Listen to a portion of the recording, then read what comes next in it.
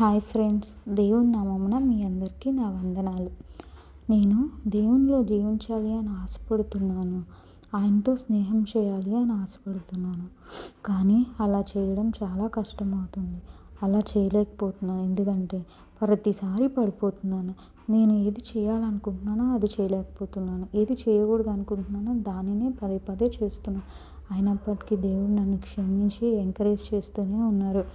ఇదిగో అలా వచ్చిన ఆలోచనలే ఏదో ఒకటి చేస్తూ దేవునికి దగ్గరగా ఉండాలి అనుకుంటూ ఇలా మీతో కూడా మాట్లాడాలి అందరితోటి, అలా దేవుడికి కొంచెం దగ్గర అవ్వచ్చు అనుకుని ఈ చిన్న ప్రయత్నం చేస్తున్నాను. మీ అందరికీ నచ్చితే వినండి.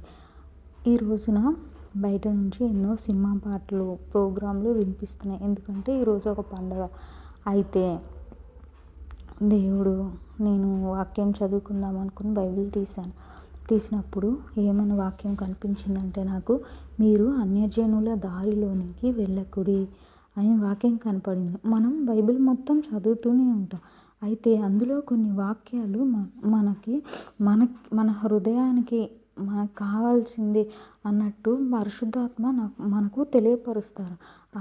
అలాంటిదే నేను చదివేటప్పుడు ఈ వాక్యము దేవుడు నాకే చెప్పారు అని అనిపించింది. సో అలాంటి వాక్యాలు మీతో కూడా పంచుకుంటున్నాను.